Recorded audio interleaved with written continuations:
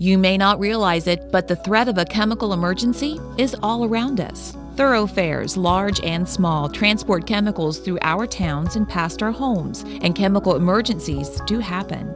All communities have hazardous chemicals as part of their economy, and Gallia County is no exception. Your community has formed the Local Emergency Planning Committee, or LEPC, to better protect you, the public, from hazardous chemical releases. The LEPC is a volunteer organization made up of industry representatives, area businesses, emergency response organizations, and citizens like you. The mission of the LEPC is to educate and inform our community in the proper response to chemical incidents and other emergencies in order to minimize the impact of these unexpected events on our lives. The LEPC hopes to accomplish this by distributing educational materials, like this video, to schools, businesses, and community groups. The LEPC plans and participates in emergency response drills and training exercises, creates channels of communication, and ensures the community has the latest information to respond to chemical emergencies. The committee also aids the efforts of emergency, industrial, medical, law enforcement, government, and other community organizations. For more information, contact your local LEPC member or your county commission.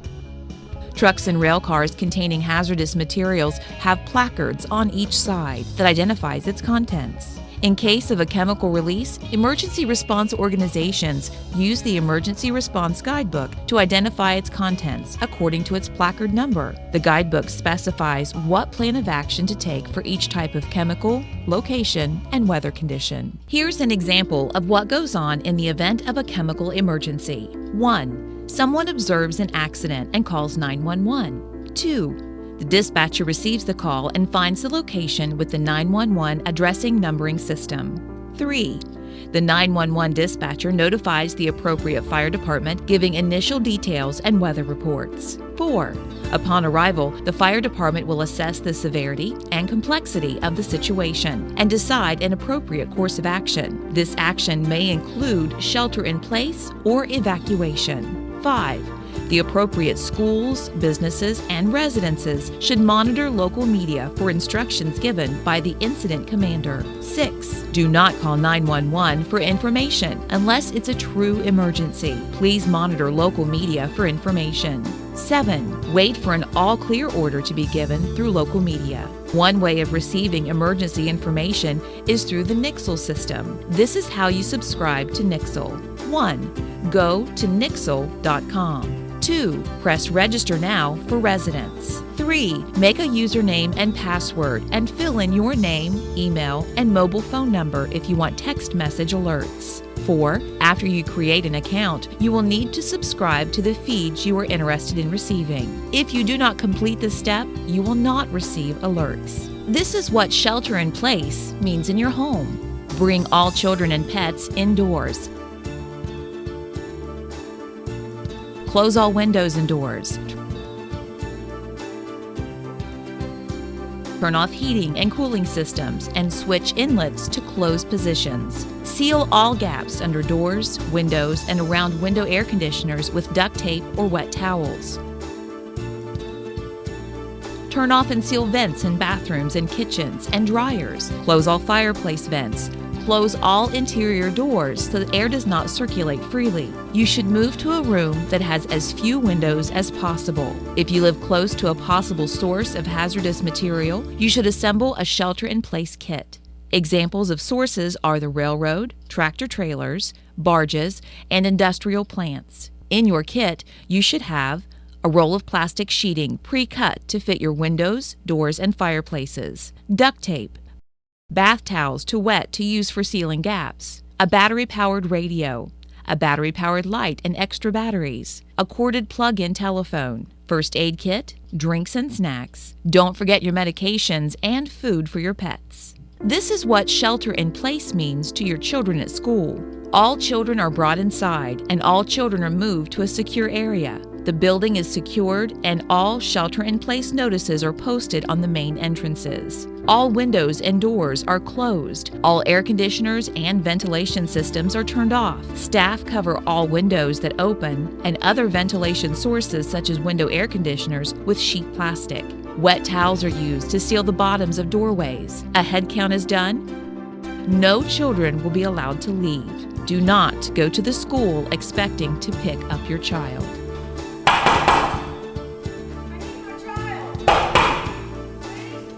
Ma'am, we're in a shelter in place. Your children are safe here. I suggest you go find shelter someplace else. Your children are safe here. This is what shelter in place means at your workplace or business. Every workplace or business should have a plan of action. If you are at a location away from home that has initiated shelter in place, please cooperate with their instructions. This is what shelter in place means on the road. If you are approaching the emergency area, turn around and find a different route. If you find yourself in the emergency area, seal your car to the best of your ability by rolling up the windows. Turn the ventilation to max air or recirculate so you don't bring in outside air. Here is an action plan in the unlikely event that the order to evacuate is given. Follow the instructions given by emergency personnel, the NICSEL system, or by the emergency broadcast system over the radio and television stations. For your safety, ask any emergency personnel who come to your home to show the proper identification. Stay tuned to local radio and television to find out the latest information and wait for the all clear announcement. Let's review the steps taken in the event of a chemical emergency. A call is placed to 911 to report an incident.